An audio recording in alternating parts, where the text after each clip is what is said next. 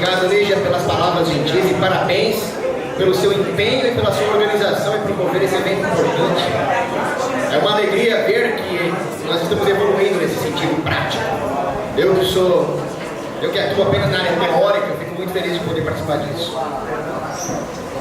Se é uma pergunta técnica, não sabe se está sendo gravado? Tá. Tá.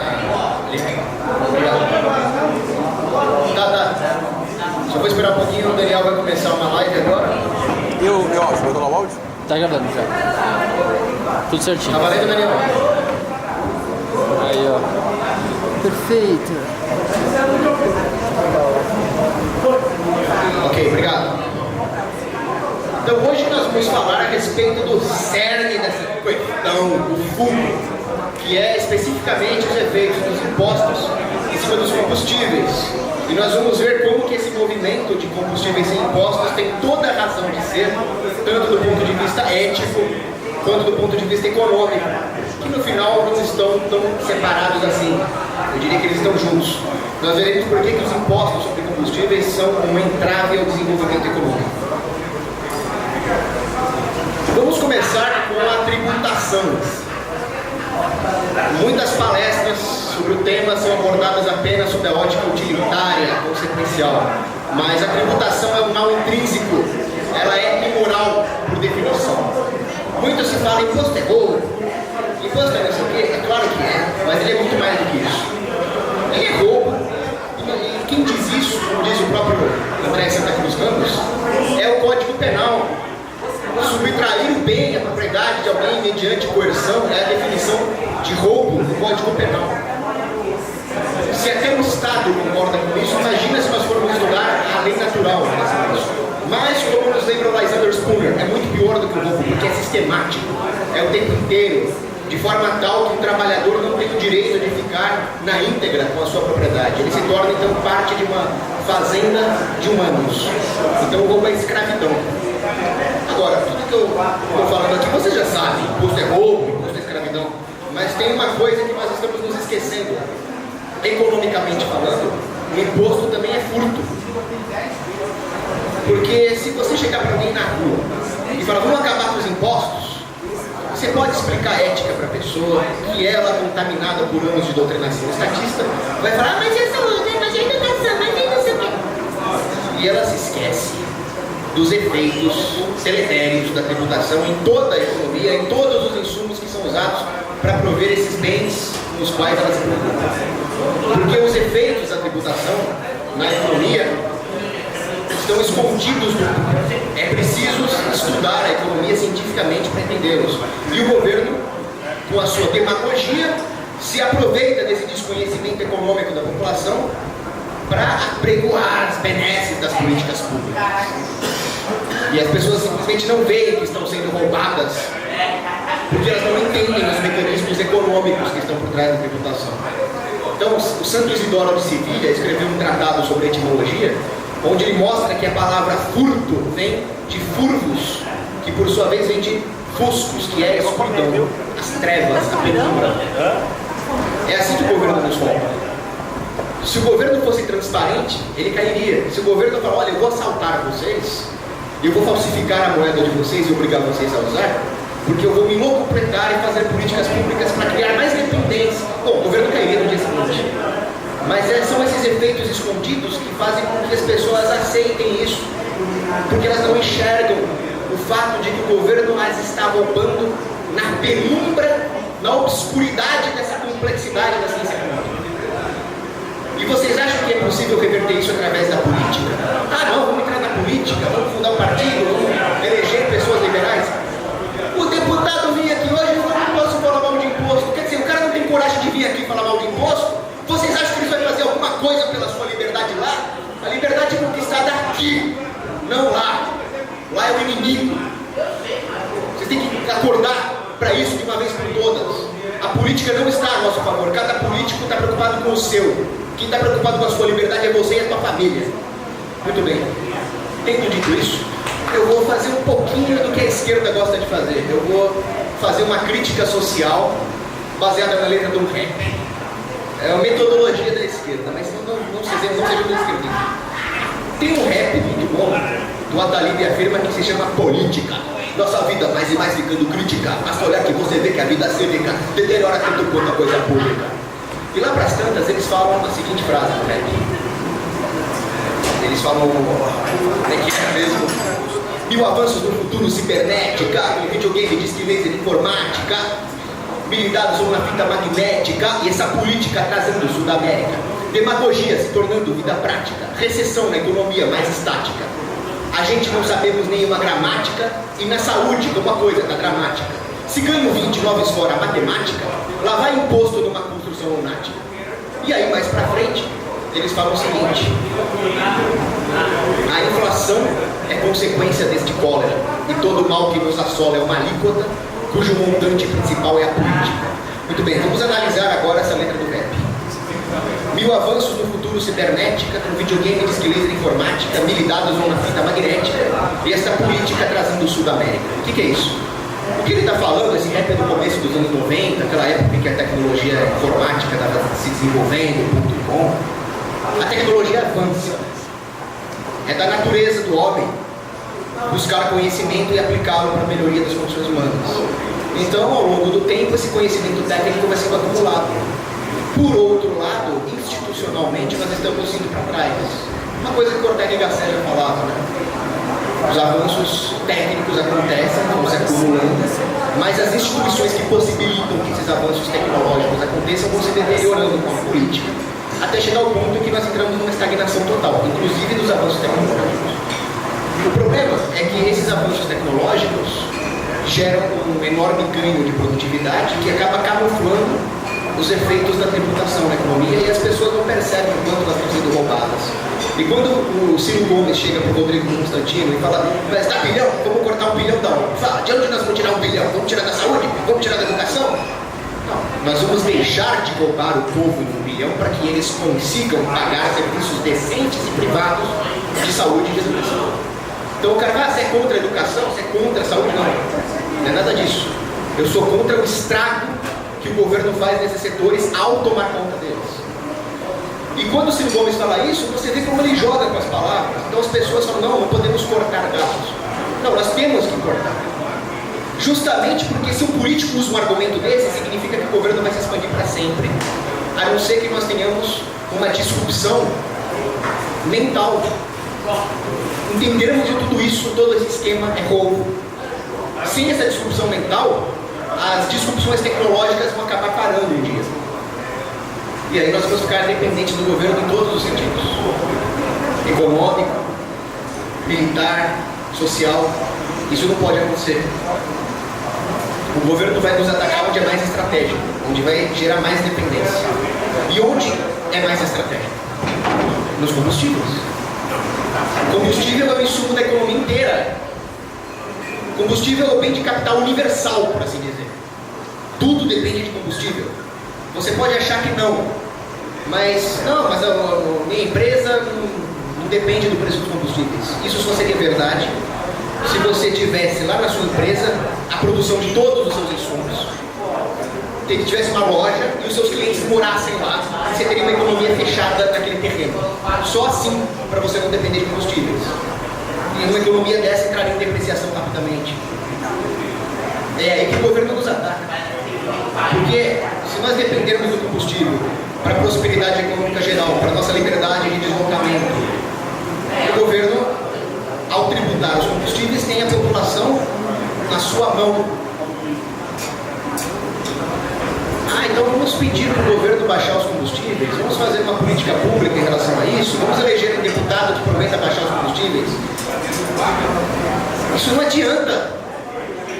O governo se retroalimenta. Se você manda o governo cortar custos, não, precisamos cortar custos para depois cortar os impostos. O governo vai cortar os custos e vai continuar elevando os impostos. Isso é uma lei histórica chamada lei de Parkinson. O governo vai sempre se readaptar. O governo vai cortar custos, mas isso não implica que ele vai reduzir os impostos. Mesmo se ele reduzir, ele simplesmente vai recuar 2 passos para depois avançar 3. O que as pessoas não entendem é que o governo se retroalimenta. Ele espera a população baixar a guarda com um aparente retrocesso da máquina estatal para depois contra-atacar usando os problemas remanescentes como argumento para culpar o capitalismo, nós sabemos que o capitalismo não é culpado disso. Essa é a dinâmica do governo. Por isso que no final o Atalib fala essa frase: todo mal que nos assola é uma alíquota, cujo montante principal é a política. Então, para que servem os impostos? Os impostos não servem para financiar a saúde, a educação e o transporte. Os impostos servem para financiar o governo. Todo o resto são meios. Serviços públicos são meios que o Estado usa para sua atividade fim, que é o poder. Ou nós cortamos a fonte de renda do Estado, ou nós vamos ser escravos deles para sempre. Você falar que tem que cortar os gastos é a mesma coisa que um assaltante está te apontando uma arma na rua, fala: passa a grana aí, meu irmão, perdeu.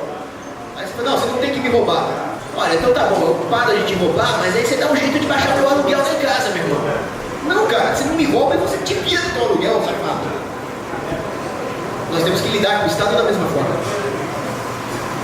Agora, é preciso lidar com a questão econômica usando o ferramental correto.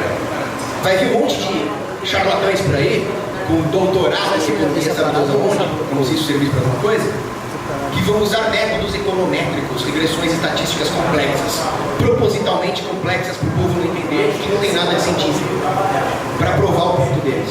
Isso não serve.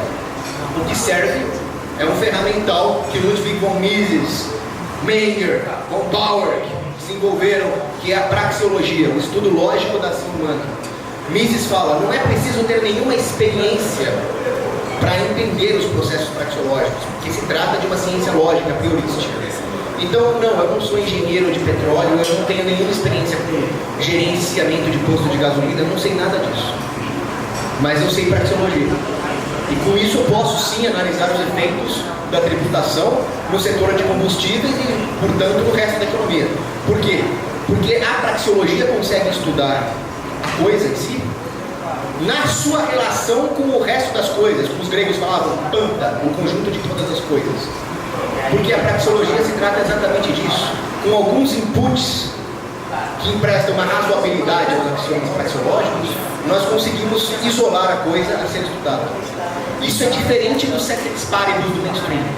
Você chega numa faculdade de economia, como eu comecei a fazer e larguei, porque aquilo não presta, o cara isola uma variável e fala ceteris paribus, todas as outras coisas constantes. As outras coisas não são constantes.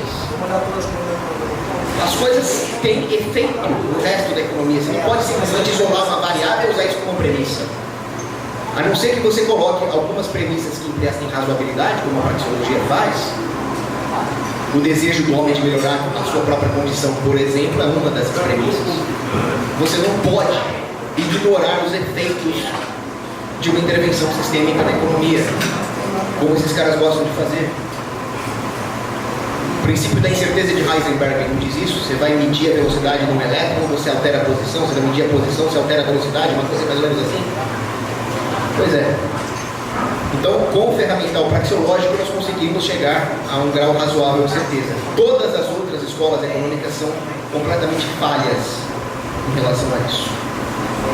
Tendo dito isso, quais são as causas sociológicas e políticas da tributação do combustível? Porque eu me pergunto, na cabeça de qual doente mental passa a ideia de tributar o combustível, que é a base de tudo? Eles usam duas desculpas principais. A primeira é o lobby. Sempre tem a questão do lobby. Alguns falam: o dono do posto de gasolina não tem a compensação justa pelo seu serviço, então vamos subsidiar um aumento do combustível. Amigo, a compensação justa é aquela que você consegue no mercado, não aquela que você consegue através do lobby. Isso funciona com uma parcela específica da população, aqueles grupos que são suficientemente organizados para ir até Brasília, pedir para o governo jogar os custos das suas operações nas costas da população. Agora, como é que você convence a população em geral? A população que não pertence a esses grupos de interesse. A principal desculpa é a desculpa ambiental. É muito bonitinho, né, gente? Eu coloco um ursinho panda lá, fofinho, e começa a falar um monte de falácia econômica. Aí a pessoa que não sabe nada de economia vê a cara do ursinho panda: meu Deus, que bonitinho, vai pro demônio. Você não sabe de economia, tu cala a tua boca. Então, essa desculpa ambiental causa um aumento brutal do preço dos combustíveis. O Canadá, que é o país mais skunk que existe, com o primeiro-ministro que é o cuquismo encarnado, que é o Trudeau, eles estão cheios de regulação ambiental e se traduzem em taxas em cima do combustível. O resultado é que o preço médio por galão da gasolina canadense é 3 vezes o preço médio dos Estados Unidos. O canadense não aguenta mais pagar imposto em cima do combustível. E olha que os Estados Unidos não é nenhum paraíso libertário também, eles têm um monte de taxas. Essa desculpa, o carro polui, o carro é uma desgraça, o carro é uma invenção do demônio, foi muito bem abordada pelo P.J. Rourke, que era um grande ativista anarquista. Ele dizia o seguinte: o carro desperdiça o quê? Vocês ficam falando para taxar o carro, para investir em transporte coletivo? Você consegue com o transporte coletivo ter a mesma liberdade que você tem com o carro? O carro polui. Você sabe como é que eram as cidades antes do carro? Com cocô de cavalo até a canela e as pessoas morrendo de tifo por causa dessa contaminação, sem falar nos cadáveres dos cavalos. Quer dizer, o cara que fala que o carro polui, ele não estudou história dos transportes. Antes do carro, sim, que era uma sujeirada. Agora, os impostos diminuem a qualidade das coisas. Toda vez que nós taxamos, nós temos 2 efeitos. A composição desses 2 efeitos vai depender de muitos fatores, mas basicamente são o aumento do preço e a queda na qualidade. Quando nós falamos em queda na qualidade do combustível, nós falamos em uma perda da octanagem. Ou seja, você vai queimar mais combustível para ter o mesmo desempenho. E isso se traduz em poluentes. Então são os impostos em cima do combustível que esses ambientalistas safados falam que vai ajudar o meio ambiente, que ajudam a poluir o meio ambiente. Porque aumenta o consumo, queima-se mais. Tem mais subproduto poluente por quantidade de combustível queimado. Algum ambientalistazinho desgraçado sabe disso? Então estou me controlando para não falar palavrão. É que tem moça. Tributação no Brasil. No Brasil é uma palhaçada. Além dos impostos, das taxas todas, COFINS, PIS, CID, ICMS, se todas essas taxas deixassem de existir para a honra e glória do Senhor Jesus, o preço cairia 53%. Mas isso não é tudo. Eu não sei de onde tiraram esses 53%. É um estudo que está publicado, mas eu não gosto de quantificar. Eu sei que o preço cairia pra caramba, essa que eu faço. Mas também não é só a tributação propriamente dita. Existem outras formas de roubar o povo. Existe o que eu chamo de tributação regulatória. O que é isso? O governo manda colocar 27% de álcool no combustível. É uma regulação que vai aumentar o consumo necessário para ter o mesmo desempenho. Isso é o lobby do álcool. Começou no pró-álcool e não para mais, porque, como eu disse, a democracia é um arranjo para organizar grupos de interesses, para torná-los mais eficientes na espoliação de todo o resto do povo. A democracia é essa forma brutal e profunda de fascismo. Se eu tiver uma fábrica de shampoo e o governo me obrigar a colocar água no shampoo, é claro que eu vou consumir mais shampoo para ter o mesmo efeito. Eu vou gastar mais. O combustível é a mesma coisa.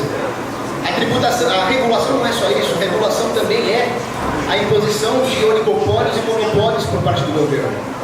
Combustível não é só o posto de gasolina. Combustível é a exploração, é o refino, é a distribuição e aí sim a comercialização. A Petrobras, que é o monopólio do governo, praticamente controla 98% desse processo. Eles têm 13 das 17 refinarias no Brasil. Preço de monopólio é acima do preço natural. Essa diferença é uma forma de tributação também. Não é só isso, tem muito mais coisa. Existe uma tributação subsidiária. Vocês sabiam que é proibido no Brasil ter carros de passeio movidos a diesel, como tem na Europa? Por quê? Lobby do diesel. Aí tem alguns setores, fazendeiros lá, coronéis, que podem comprar o diesel.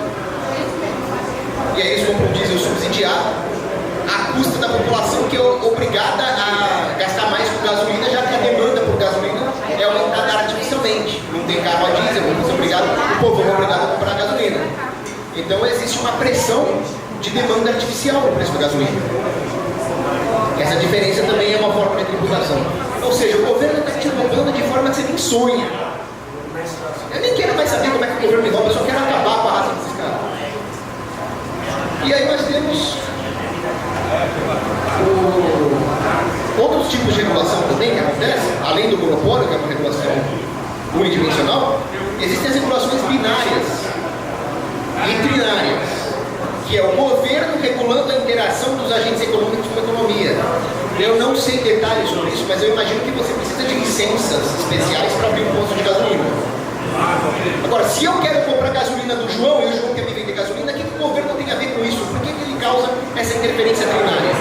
Isso é mais uma forma de contribuir para o aumento do preço dos combustíveis. Eu coloquei agora essa imagem para refutar os ambientalistas e mostrar como que os impostos sobre combustíveis podem prejudicar a sociedade no longo prazo. Esses dois pseudo-economistas aqui em cima, o Jevons e o Robert, disseram que a exploração e o uso de combustíveis numa civilização segue uma espécie de curva de Bell, né? Então, a humanidade descobre uma certa tecnologia, aprende a refinar petróleo, nós temos um consumo de petróleo que atinge um pico e depois as reservas começam a subir e a humanidade fica dependente da tecnologia que ela mesma desenvolveu e aí tem uma tragédia societal. Isso é na cabeça desses dois psicopatas aqui. A verdade é o modelo desses dois estudiosos aqui, o Zimmermann e o Simon. O Zimmermann e o Simon pensaram o seguinte: a humanidade já utilizou várias formas de combustível que se tornaram obsoletas. Mas, à medida que ela é livre para usar esses combustíveis nos fins mais urgentes, de forma a gerar uma racionalidade econômica, ela acumula, sai da frente, capital financeiro e conhecimento. Com esses dois recursos, a humanidade é capaz de investir em novas formas de explorar combustíveis, novas tecnologias, novos arranjos gerenciais, tecnologias que otimizam o uso do combustível. Então, a humanidade encontra bem substitutos.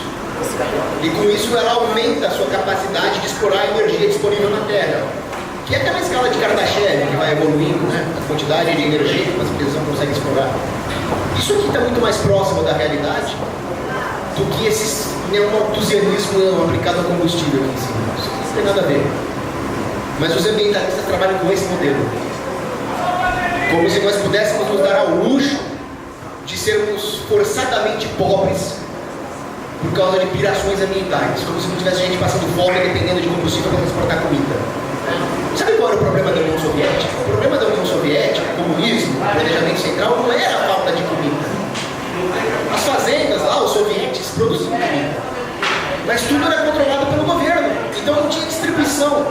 A comida não chegava na boca do povo, porque o sistema planejado centralmente, sem um sistema de preços que refletisse o jogo de oferta e demanda, não tinha racionalidade naquilo.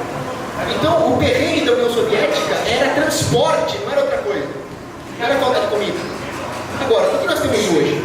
Hoje nós temos capitalismo no setor de miçangas. Mas cadê o capitalismo? Quem é que está fazendo barulho aí embaixo, hein? Vou mandar o Pinochet remover vocês aí. Falta de helicóptero aqui.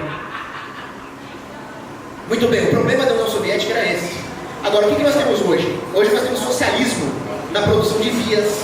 Hoje nós temos socialismo no setor de refino de combustíveis. E as pessoas ainda se perguntam por que tem crise de abastecimento, por que nós temos tanta dependência dos caminhoneiros que fazem greve. Porque praticamente a logística da nossa civilização é socialista. Ainda falam que não, o Brasil é capitalista. Socialismo nos setores mais básicos. Isso é um ataque do governo contra o povo, isso é uma guerra. Toda vez que tem uma guerra, qual é o alvo primordial das forças combatentes? Mais importante que destruir a infantaria, destruir a artilharia, é destruir as refinarias. Foi isso que os americanos fizeram na Operação Tidal Wave, em 1943. Eles bombardearam as refinarias alemãs na Romênia. Dizem, são hipóteses, que o Hitler teria perdido porque ele não conseguiu garantir o suprimento de combustíveis. Agora, se o governo ataca a capacidade logística da população na forma de impostos sobre combustíveis, por que eu estaria sendo paranoico de achar que o governo está em guerra com a população? Eles estão fazendo exatamente isso. O próximo slide é a respeito como os impostos sobre combustíveis são muito mais do que um aumento de preços praticado nos bens de consumo. São muito mais do que uma perda de poder aquisitivo da população, que vai ter que gastar mais com combustível e vai sobrar menos para educação, para comida. É muito mais que isso. É um ataque logístico contra a nossa prosperidade. A logística é uma das coisas mais complexas que existem. Tem uma amiga minha que ela é oficial do exército americano, da arma de logística, da arma de transporte, Transportation Corps. O lema deles é: nada acontece até que se mova. E aí ela estava falando para mim o seguinte: o pessoal prestigia muito as forças especiais, os boinas verdes, mas quem faz o trabalho mais difícil sou eu, porque é o mais complexo. O general fuzileiro naval Robert Barrow dizia o seguinte: o amador fala em tática, o profissional fala em logística. É complexo, mas no que tange a civilização humana e a capacidade da economia de abastecer as lojas, as fábricas, os pontos de consumo, isso vai depender de preços de mercado. A complexidade disso aqui, no nível de uma civilização, é grande demais para que o planejador central coloque o dedo. O planejador central não consegue gerir uma lojinha de 1,99. Como é que ele vai gerir a logística econômica de uma civilização? Então nós vamos ver como que os impostos sobre combustíveis afetam tudo isso. Só um parênteses: ah não, mas tudo bem, o combustível tem que ser livre, mas o governo tem que fazer a estrutura, a infraestrutura de transporte. Não. O lugar onde o governo mais se prestou a fazer isso era a União Soviética. Resultado: em 1988, praticamente 90-95% das ferrovias soviéticas vinham de antes de 1917. Foram construídas na época do Czar. Quer dizer, em 70 anos de União Soviética, eles não fizeram ferrovias novas. Cadê o tal do governo que vai fazer a infraestrutura? Nem eles fizeram. Agora vamos lá, vamos falar sobre os efeitos do imposto nessa malha logística. Primeira coisa: existe uma perda de escala que reduz a capilaridade das vias. Vocês concordam comigo que se existe um imposto sobre combustível que vai encarecer os produtos da economia e vai diminuir o poder aquisitivo do povo, vai haver menos oportunidades de transporte, de fechar um negócio, de frete, por exemplo? Muito bem. Então, menos projetos viários vão se tornar viáveis. Porque eu vou construir uma estrada que vai ligar uma cidadezinha X até uma cidadezinha Y, se tem imposto no combustível e as pessoas não vão girar essa máquina de transporte para fazer valer o investimento nessa via. Então nós vamos ter duas situações: cidades pequenas isoladas dos polos econômicos, o que é péssimo, e nós vamos ter uma concentração da distribuição geográfica, demográfica das pessoas nesses polos. Gente apinhada no mesmo lugar, gente apinhada no mesmo lugar que precisa ser abastecida, ao invés de estar espalhada. Então nós vamos ter um aumento do congestionamento nessa região. O congestionamento gera um aumento do consumo de combustível, que vai forçar um aumento de preços também.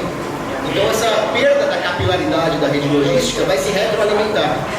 Por causa do aumento de consumo de combustível, por causa do congestionamento, os preços sobem e as pessoas ficam concentradas no mesmo lugar, demandando todo esse abastecimento. E com a perda dessa capilaridade e com algumas cidades isoladas dessa malha logística, nós vamos ter um outro efeito, que é a redução da divisão de trabalho. Como é que funciona a divisão de trabalho que tanto se fala, o Davi Ricardo? Ela funciona com as pessoas dividindo o trabalho. Eu faço isso, você faz aquilo e depois nós nos encontramos. Esse se encontrar é o transporte. Agora, se o transporte é caro, porque o combustível é mais caro, nós vamos ter uma diminuição da cooperação entre os agentes dessa economia. Nós vamos ter então uma menor profundidade dessas divisões de trabalho. Por outro lado, se as pessoas estão mais concentradas geograficamente, elas vão se tornar mais dependentes da divisão de trabalho. Porque se elas estivessem espalhadas, elas poderiam numa mesma cidade ter a sua fazenda, ter uma certa indústria artesanal. Agora, se as pessoas estão todas concentradas em cidades, as vias serem construídas de forma empreendedorial, como é em Hong Kong. Como é que funciona o metrô de Hong Kong? O governo não faz nada. O governo simplesmente não atrapalhe o empreendedor que quer fazer o metrô. Aí o empreendedor faz o metrô, ele compra todo aquele terreno em volta, com o metrô o terreno se valoriza, e aí aproveita para especular e vender para aqueles que quiserem ter lojas, restaurantes, nas galerias do metrô, e é assim que o dono do metrô lucra. Por que nós não fazemos isso com tudo? Com viadutos, com as estradas? Isso geraria uma racionalidade. Agora pense o seguinte, Benjamin Franklin, ele dizia muito bem dito que o tempo é dinheiro. Se o tempo é dinheiro, faria todo sentido que um empreendedor fizesse uma estrada grande, que desse uma volta maior para chegar no mesmo lugar, que gastasse até talvez mais combustível, mas que te tomasse menos tempo. Se tempo é dinheiro, essa conta faz sentido. Eu vou gastar mais dinheiro, menos tempo. Com esse tempo que eu economizei, vou trabalhar mais e vou ganhar mais. Muito bem. Agora, se o governo distorce essa relação que existe entre tempo e dinheiro gastando combustível, talvez fique inviável economicamente fazer essa nova via, fazer uma via alternativa. Então as pessoas vão continuar gastando um tempo enorme no trânsito. Aí elas vão procurar um modal diferente, um modal que talvez não use combustível, um patinete, um aplicativo de patinete desse que tem por aí. Aí o governo, bom, então vamos taxar mais o combustível para incentivar o uso de transporte alternativo. Nós estamos trabalhando com a mercadoria tempo aqui. Taxar um dos modais de transporte não vai adiantar nada a não ser sobrecarregar os outros modais. Ninguém vai economizar. Primeiro você vai perder o tempo que você gasta de trabalho. Ô, pessoal! Você vai gastar o tempo de trabalho para pagar esses impostos adicionais. Não, chato é vocês que vêm aqui fazer barulho, porra. Não, velho, tá todo mundo, você fala aí, Gordinho. Não, tá tendo uma palestra aqui, porra. Não, vai embora, cara, vai embora, rapaz. Você quer que eu chame a polícia? Chama. Peraí, por favor, aqui embaixo é cliente, você vem aqui em cima. Então você, por favor, respeite o cliente. Não, eu também pedi um espetinho aqui. Ô Alexandre, por favor, né? Por favor, eu sou proprietário daqui, você respeita o cliente, por favor. Então tá bom, só que da próxima vez eu vou pedir para a organização fazer um evento em outro lugar. Um lugar que respeite palestrantes. Sem proprietário, sem proprietário. Aliás, a palestra é sobre isso. Mas se a coisa não funciona, muito bem. Nós vamos sobrecarregar os outros modais. Nós vamos sobrecarregar o uso de aplicativos, o uso de bicicletas, o uso de ciclovias. Então as pessoas vão perder mais tempo. Mais tempo para pagar os impostos, mais tempo para o transporte. Que ideia é essa de taxar um dos modais achando que isso vai melhorar o transporte, quando deveria haver uma concorrência entre os modais para haver uma sinergia nisso tudo? Só na cabeça do governo mesmo. Eu acho que o governo até sabe disso, né? É só na cabeça dos estatistas mesmo. Outro efeito ruim que nós vamos ter é um shift da produção para o consumo. Isso é um pouco mais difícil de ver. Mas se você for pensar, os bens de consumo, os bens de subsistência são mais urgentes. As pessoas estão dispostas a fazer mais sacrifícios para comer do que para investir capital num projeto de longo prazo. Isso é óbvio. Quanto eu estaria disposto a me sacrificar para comer? Muito, né? Para investir a longo prazo, depende da viabilidade do projeto. Muito bem.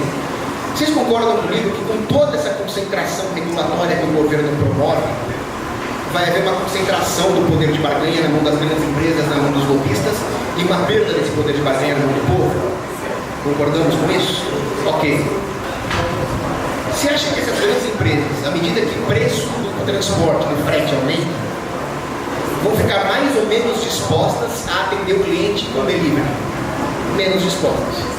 Então o cliente vai ter que ir atrás, porque a quantidade de serviços de delivery vai diminuir. Com isso, ele vai perder mais tempo e ele não vai ter a mesma racionalidade que alguém especializado em logística, especializado em posicionar os centros de distribuição, etc. Então a sociedade inteira vai ter a sua logística menos racional. E o povo vai acabar indo atrás dos bens mais necessários para o seu consumo imediato. Eu preciso de um sapato agora, eu preciso de um medicamento agora. Se essa rede logística fosse otimizada, isso só pode ser feito como nós já vimos, reduzindo o preço dos combustíveis, a população teria mais comodidade, mais facilidade para conseguir esses bens de consumo através do delivery e poderia se dar ao luxo de investir nos seus projetos de longo prazo. E com isso nós teríamos uma melhora econômica geral. Aí o pobre, pior situação. Não só porque todo imposto acaba afetando a vida do pobre, mas também por uma coisa chamada efeito Allen. Isso aqui é um efeito mais sutil da economia, mas ele diz o seguinte, eu até falei um pouco disso na minha palestra sobre liberação das drogas. Vamos supor que uma cidade produza maçãs, em homenagem ao Daniel Fraga, vamos falar de maçãs. Vamos supor que tenha dois tipos de maçã, a Premium e a Poco. Esses dois economistas, o Alden e Allen, descobriram que haverá uma tendência que as maçãs Premium sejam exportadas. Por quê? Vamos supor que a relação de preço entre a Premium e a padrão, a Standard, seja de 2 para 1. Então, a maçã normal custa 5, a maçã Premium custa 10. Uma relação de 2 para 1. Agora, vamos supor que essa maçã seja exportada para o outro lado do continente. E o preço do transporte é o mesmo para a maçã Premium e para Standard. O caminhoneiro não vai fazer uma diferenciação de preços aí. Então vamos supor que haja um aumento de 5 por causa do transporte. A Premium vai ser vendida lá na exportação a 15 e a Standard a 10. A relação mudou. A relação não é mais de 2 para 1, é de 1,5 para 1. Se a relação é só de 1,5 para 1, comparativamente é muito melhor consumir maçã Premium. Fica muito mais barato para o cara que mora longe. Então existe uma tendência natural de escoar a produção dos produtos melhores para fora do seu local de produção. A população local fica com acesso a produtos de menor qualidade. Isso é uma realidade econômica. A única coisa a ser feita é melhorar a prosperidade econômica para que a qualidade geral melhore. Agora, se tem um imposto sobre o combustível, esse custo que vai ser adicionado no transporte é muito maior. Vamos supor que agora o transporte não seja 5, por causa do imposto vai para 10. O que vai acontecer? A maçãzinha vai para a Premium, vai para 20 e a outra vai para 15. Agora a relação é menor ainda. Então agora sim que essa cidade vai ficar sem nenhuma maçã Premium. Então o pobre, o local das cidadezinhas que exportam para os grandes polos vai ficar desamparado economicamente quanto maior forem os preços praticados nos combustíveis. Porque isso é... E finalmente nós temos essa questão da meta logística de longo prazo. O que é isso? Toda vez que nós fazemos um planejamento logístico, nós temos que calcular o tipo de combustível que nós vamos usar. Então seria razoável imaginar que a sociedade tem todo o interesse do mundo para desenvolver combustíveis cada vez mais eficientes, baratos, menos poluentes, veículos e motores mais eficientes que usem menos combustível, etc. Com que dinheiro? O dinheiro que está sendo usado para pagar esses impostos, esses subsídios e para cumprir essas regulações é dinheiro que não está sendo usado na pesquisa e desenvolvimento de alternativas. Alternativas que melhorariam a eficiência da malha logística da economia inteira. É isso que o governo está fazendo conosco. Agora, me diz uma coisa, tem condição de alguém defender uma coisa dessa? Eu não entendo. Eu não entendo como é que alguém defende imposto do combustível. Uma coisa bizarra. Então eu vou terminar por aqui e abrir para as perguntas.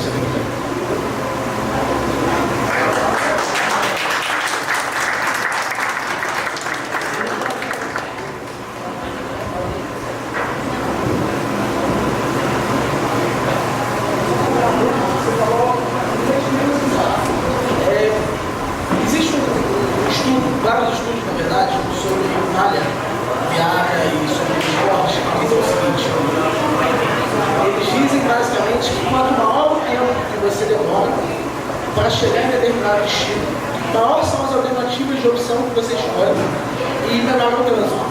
É por isso que quanto maior a malha viária, maior a possibilidade que você tem de efetivamente escoar de forma mais eficiente, porque todos os pontos estão pontos de distribuição. Então, você talvez não soubesse do estudo, não soubesse disso, mas você transicionou esse ponto, que quanto maior a malha viária e quanto mais racional a malha viária, quando você opta por aumentar a malha viária e aumentar o tempo, você na verdade está diminuindo o tempo total de percurso e melhorando o trânsito. Interessante, né? Você foi pontual nisso. Quero agradecer ao Cláudio por estar aqui. Vai fazer?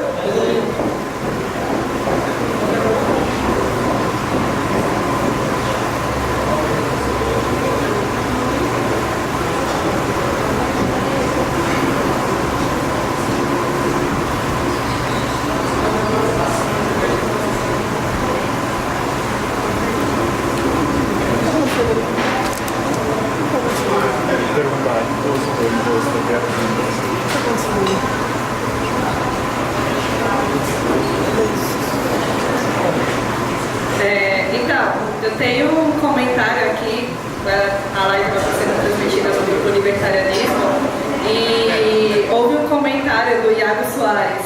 Ele disse: logo, segundo o CODUS, se os impostos, no caso, estivessem sendo usados para pesquisa, estaria justificado. É isso. É uma pergunta pertinente, porque é um argumento que pode surgir. Mas, primeiro, não estaria justificado porque é roubo. Se um ladrão vier me assaltar para pagar o TCC dele, eu não vou gostar de pouco. Agora, o governo vai gastar em pesquisa. Com que razão ele vai fazer isso? Nós sabemos que todos os programas, todas as linhas de pesquisa que o governo patrocina têm finalidades políticas. Então elas não estão baseadas numa questão econômica, numa necessidade econômica que um empreendedor poderia advir com base no sistema de preços nacional.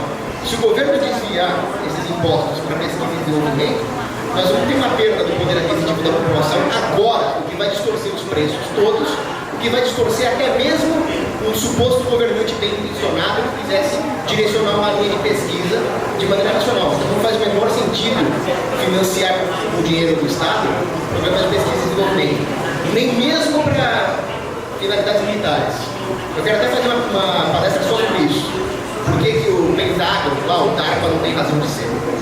Mas para combustível, você tem que deixar na mão do mercado. Isso as empresas fazem muito bem. Em todos os setores em que as empresas são deixadas livres, elas direcionam o seu R&D, seu Research and Development, para aquilo que o mercado demanda, não para aquilo que o governo pensa que o mercado demanda, ou na sua própria projeto de expansão política.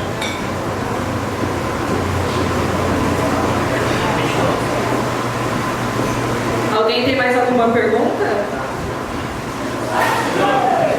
Pode vir.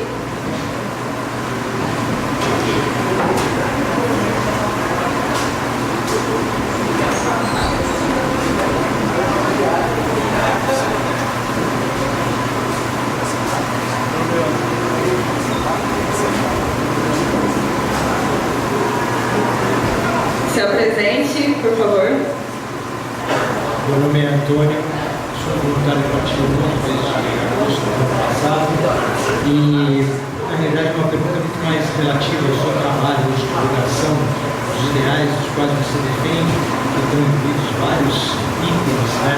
Mas o principal é a liberdade e a individualidade. Então, eu diria para você o seguinte: são duas perguntas. Primeiro, como atingir a população? Nosso desafio, meu, por exemplo, e passar essas ideias de forma mais simples e mais exemplares para uma população que carece de domínio, né? Esses são alguns momentos. E o outro seria, hoje, na sua concepção, o país ou que agrupamento econômico representa melhor essa tese, todo esse processo de individualidade, de liberdade, de pluralismo do país e do mundo. Antônio, obrigado pela pergunta, ela é bem pertinente, ela é pertinente demais porque eu não sei responder. Eu não sei como fazer para passar as ideias de uma forma acessível e palatável para o público geral.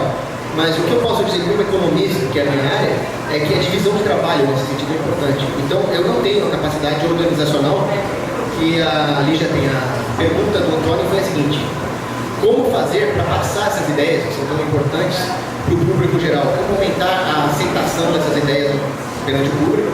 E ele perguntou também, hoje, entre os diversos países, instituições que nós temos, quais que mais se aproximam dessas ideias. Então, a primeira pergunta eu não sei responder. O que eu sei, como economista, é que a divisão de trabalho é extremamente importante nessa área. Se tiver alguém aí assistindo que entende de pedagogia infantil, da aula para criança, por favor, trabalhe nesse sentido para desenvolver material didático para crianças. Eu não sei fazer isso. Eu não tenho a capacidade organizacional da Lígia, por exemplo. A Lígia, que promove tantos eventos importantes, tem um papel importantíssimo. Existem outras pessoas que são especializadas em fazer rap, por exemplo. O Islã Menologia faz raps libertários. Eu até fiz algumas musiquinhas também. Então use as suas habilidades, seja nas quais forem, em prol dessa causa. Eu tenho certeza que nesse sentido nós vamos encontrar soluções para passar essas ideias para o público. Para mim é difícil. Muita gente, por exemplo, assiste os meus vídeos e reclama do meu estilo. Alguém pode ter um outro estilo mais didático, pegar algumas ideias e aplicar, por que não? Em relação aos sistemas, né, quais deles são os mais próximos daquilo que nós defendemos? Não existe nada que seja o que nós defendemos, né? Nem nunca vai existir, nem seria desejável desejável existir uma sociedade perfeita, porque a hora que você quer aplicar uma sociedade perfeita, você atropela a natureza humana que é imperfeita. O professor Nogueira fala, uma sociedade perfeita, inclusive, ela faria o ser humano se afastar da transcendência, não seria recomendado. Mas o que nós devemos fazer é buscar aquilo que é moral. E aí, vendo os sistemas que existem hoje, existem coisas que são menos piores que outras. Exemplo, o sistema de saúde de El Salvador, ele é dos mais desregulamentados que existem no mundo e funciona muito bem. Então, em El Salvador temos o exemplo do sistema de saúde. Na Guatemala, as comunicações são muito desregulamentadas. Funciona muito bem, apesar de ser um povo com metade, ou até menos da nossa comunidade, eles têm uma telefonia que dá de 10 a 0 na nossa, e é um preço menor. A Somália é uma terra arrasada por pirataria, por terrorismo, mas só o fato de eles terem ficado sem o governo central durante um tempo, ainda que tenha tido senhores na guerra, a ONU, a desgraça toda, fez com que eles tivessem o melhor sistema de telecomunicações da África. A Sérvia, a Suíça e o Paraguai são excelentes no quesito armamento. A população tem acesso às armas, tem milícias, o Texas é assim um pouco também. Então, nesse quesito, eles dão de 10 a 0 no resto do mundo. O Brasil, coitado. O Brasil, a única vantagem que nós temos é o jeitinho brasileiro. O sistema é horrível, de fato, né, de injúria, mas na prática nós conseguimos dar um jeito na nossa cultura do jeitinho. Então, essa coisa do Brasil ser meio malandrinho, assim, é uma vantagem comum. Lubrifica as engrenagens do comércio, como diz o Europa. Países como a Nova Zelândia têm uma facilidade enorme para as empresas, burocratizada nesse sentido, outro modelo também. Então, não existe um lugar que tenha a perfeição, mas existem poucos exemplos setorialmente falando.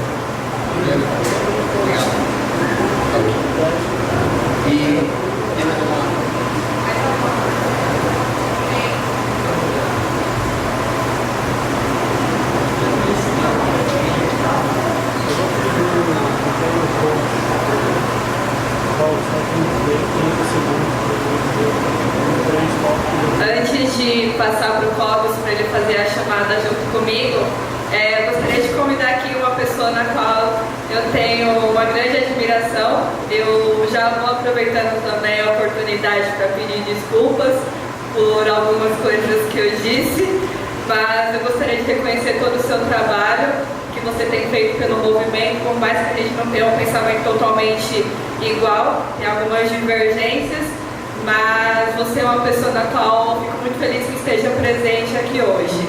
Clóvis, se você puder apresentá-lo. O Alexandre Porto é um grande amigo que eu tenho, apesar das nossas discordâncias, do nosso histórico de brigas, mas eu acho que essas brigas que nós tivemos, e nós ainda temos um pouco, reforçam a nossa amizade. Como eu disse para o Porto, existe muita gente desonesta por aí, muita gente que está trabalhando em prol de uma agenda política, mas o Porto, apesar de todos os defeitos dele, ele é um sujeito bem intencionado que tem como objetivo lutar pela liberdade. Então, ele pode ter suas discordâncias em relação a mim, eu em relação a ele, nós dois temos erros também, mas vocês podem ter certeza que vocês vão ouvir agora alguém que está realmente comprometido na nossa causa. Com vocês, Alexandre Porto!